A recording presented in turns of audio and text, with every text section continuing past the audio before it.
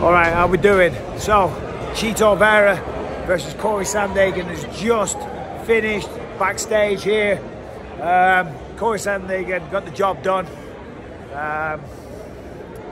Marlon Vera took his time, just like always. You know, he is a slow starter by nature, and that really cost him tonight. Listen, I'm not taking away from Sandhagen. Sandhagen was sensational, certainly at the start. I'm looking for the changing room. Which way are the changing rooms? That way? Yeah, for like your guys. All right. Yeah. Anyway, so Sandhagen was very, very impressive. I mean, forced the takedowns at the beginning. Always got a smart game plan. He's a very sophisticated fighter, sophisticated striker. You know, did fantastic work. You know, put it on Chito right from the beginning. Perillo was imploring Marlon. Hold on, let me just take this bag off. Hold on. Jesus Christ, this bag. 1 second, guys. There we go. Perillo was imploring him. Come on, listen, you can't go 2 rounds down. And then you're playing catch up. So the first 2 rounds, Sandhagen got really far ahead. You know, I think he was something like 120 strikes to like 30 or something like that. And that's what cost him the fight. Marlon just took his time. Perillo was like, what is wrong with you? Is everything okay? Is there an issue? Something I need to know about? Marlon afterwards said he was very flat. In the 3rd round, he came alive. Certainly started to put more pressure on, started landing some shots. And I love Chito. He's a good friend of mine. But he actually started to fight. Didn't fight in rounds 1 and 2. Round 4 did better, round 5 did better. But it was kind of it was too little, too late. Sandhagen, you can't do that. You can't allow someone like that to get that kind of advantage. He moves so well, he overloads you with information. He's constantly switching stances. Throwing a varied attack, beautiful shots, beautiful jabs. Go on, you're good, don't worry about it. Fantastic uppercuts. Do you know what the changing rooms are for the talent? Yeah. All right, I'll find it. Wandering deep in the bowels of the studio here, the arena. Jason Herzog, the fleet of foot. Is it the fleet of foot? Is that what he calls you, John? What is John? The fleet of foot, Jason Herzog. I've been called worse. Quick, not long. I'm going to give you 20 seconds. 20 seconds breakdown of the main event. Go. Yeah, surprised at Chito's ability to still inflict damage wherever he is in that fight. Yeah. Sandhagen was. Sandhagen, excuse me. Excuse me, this is why it's only 20 seconds. Exactly. What a great tactician he was. What a great tactician he was. Thing. So, love to see it again. Absolutely. Jason, you're one of the best in the business, man. There he is, Jason, the fleet of foot Herzog. I don't know if he is the fleet of foot. Is the dressing room this way? I believe so. I've gone the wrong way again, guys. Sorry. This is not exactly the most technical breakdown. Can I just squeeze by there, Mr. Jason Haddon? Thank you, sir. I'm coming through, and I know you need to scan it, but you're not scanning it because I've got my hands full. Anyway, so yeah, listen. That puts Sandhagen right in line. Deidre, where do I go? Down there. Okay. That puts Sandhagen right in line. He wants to fight Merab Dvalishvili next. That's a sound call out because, you know, we've got, who was it? Cejudo taking on Aljamain. Merab's right there. Merab said he doesn't want to fight Aljamain, of course, after just beating Piotr Jan. So for Sandhagen, that's a great matchup. So yeah, it's a great call out. So well done to him. Co-main event, we had Holly Holm. Holly Holm back to her best. I mean, she was on fire tonight. You wouldn't think, and I hesitate to say this, you wouldn't think she was 41 years old. You know, the movement on her, the ferocity in which she fights, the improvements that she makes. You know, she's still doing it, still getting the job done. Here's an unsung hero of the UFC. This is Deirdre Cassidy. Oh, get us a coffee. In fact, get us a beer, Deirdre. I'll get you a beer. Get me a goddamn beer. No, she's the best. All right, so now we're in the changing rooms. I hope nobody's naked around here. Dean Thomas. Oh. What, the nakedness? Anyway, where were we? Yeah, Holly Holm. She was fantastic. She really was great, really is talented. And that was one of her best performances recently.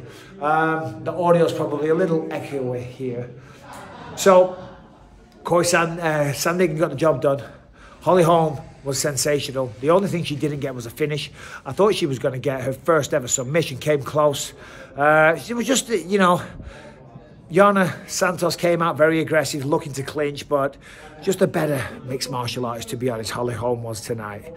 So congrats to her. What a legendary career. Still wants to be a champ. You never know. Could you imagine if she became the champ again? That would be sensational. All right, what else? Nate the Train Landwehr. Nate the Train went out there, got a guillotine over his opponent, Austin Lingo. Nate Landwehr might be one of the most entertaining fighters in the UFC. Tonight, it was a great performance, but it was a mere shadow of what he did last time out in San Diego versus David O'Donnell. Right, he was taking him down. He was getting side control and mounting things and standing up. Tonight the boxing was sharp. You know, he landed a beautiful knee, took on the guillotine, took on the win. So well done to him. I think he's going to come on my podcast on Monday, Believe You Me. So check that out on YouTube or wherever you get your podcasts. What else do we have? I haven't got a fight card in front of me. This is Chrissy. She's the makeup artist. Hello. For all the wonderful stars here at the UFC, all of them. Who's the biggest diva?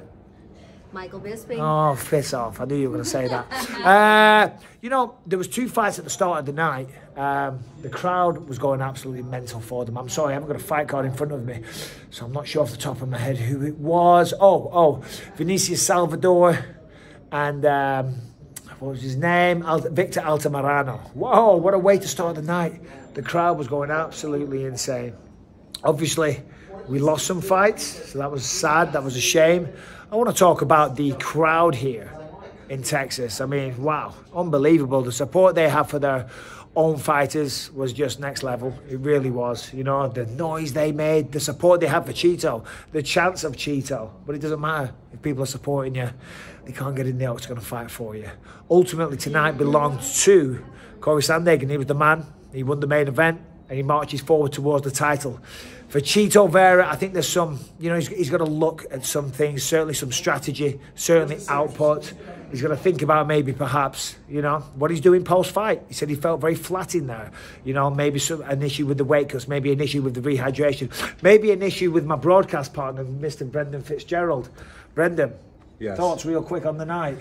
You know, it started out hot in San Antonio in a good way. There was a back and forth crazy fights. The main event, I asked about the fights, not the weather. Yeah, the action was hot inside the octagon. I know. It was heating up in Texas. The power is on. No, the fire is on. There you go. Right, sorry. All right. Curious, though, on the approach for Chito. I think all of us are wondering kind of just what had his feet in the cement a little bit, including Jason Perillo between rounds. Like, he asked him before rounds 2, 3, 4, and 5, are you here right now? Yeah. Which is not something you want to be asking your fighter. No, what he said was, and I thought this was fantastic, he said, everything all right? Yes. What's going on? Right. What's going on with you? Are you okay? Right. Is everything good? Because that's the thing, you know, when you're in there, you're the main event, you say it all the time, and of course, Cory Sandhagen has the same issue. Mm-hmm. It's the pressure, it's the nerves, it's the main event, it's the anxiety, it's the world watching, it's the consequences of winning and losing. You know, it causes you to shell up. When I fought George St. Pierre, yeah, I had some injuries, but when I look back on those first 2 rounds, it's embarrassing. I wasn't showing up. I wasn't doing what I trained to do. And there's a million things you can put it down to, but ultimately it's the mind. The mind controls everything, and if you choose to pull the trigger, then you're not going to bloody pull the trigger. And that's ultimately what caused him tonight. He said that he felt flat. I was just saying a moment ago, maybe his rehydration, maybe the weight cuts. We don't know. Right. You know, I'll get him on the podcast and we'll talk to him. But great night here in Austin, San Antonio. Though. One thing's for sure, he won't make excuses for it. No. He's a real one. And listen, we got to give credit to Cory Sandhagen. Yeah. Part of the reason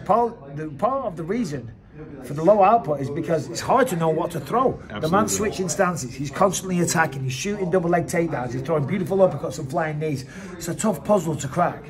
It certainly is, and for Cory Sandhagen, he has that really quiet confidence, and he showed why tonight, because he did exactly what he said he would do over the course of 5 rounds. He knew Chito was a big challenge, he knew that he was going to be tough to hit, but he knew that he had more tools and more ways to mix it up, and he showed that well-rounded attack, takedowns, everything. He did. Now, tell me, how great am I? Well, you're fantastic. And I was going to say, don't sell yourself short on George St. Pierre. You busted him up with some of those elbows from the bottom. Who cares? I got choked out, put to sleep. Here's what we got to figure out is where we're eating dinner tonight. Well, where are we drinking? But no, seriously, there's some like great steakhouses and Tex-Mex places in San Antonio. So, you know, perhaps one of those. You know, and maybe they do alcoholic drinks as well. It's not really my thing, though. What is that accent? I don't know. It's like... Sounded more California. Dude, like, yeah, it sounded like one of those. Definitely not Texas. It's like a Uriah Faber. Yes. But not. Yeah, okay. Yeah, Chrissy, shut up. I don't know. Paul Felder, come over here real quick. The tash, the mustache. He's in the house. Thoughts on the fights real quick? Yeah. No, don't bore everyone like Brendan did. Yeah, I won't do that. Keep it upbeat. Well, I mean, I think obviously the main event was a little more tactical than we'd all hoped, but I mean, that happens when you get two guys that are fantastic. But get off the phone. Oh, early on, there was my arms on fire holding that phone. Now you got to give them what you want. The bicep. Look at the shape of this guy. You know what I mean? When's the triathlete? Neither of you have biceps like Nate the Train Landwehr. Oh, holy smokes. Show him the back. Show him the back. I would. Show him the back. You want to see the sunburn? Oh, see, I would show you my six-pack, but I'm all tucked in. I know. It's just, I'm all tucked in, and like, it's like, oh God, you know, people say Bisping's bragging again. Look at the ridiculous Mr. Universe shape that he's in, and I don't want that narrative out there. Paul, you want to just great guy, pleasure to work with. Brendan, you're okay. Chris, you're awesome. Where's Dean Thomas? Just hang up the phone.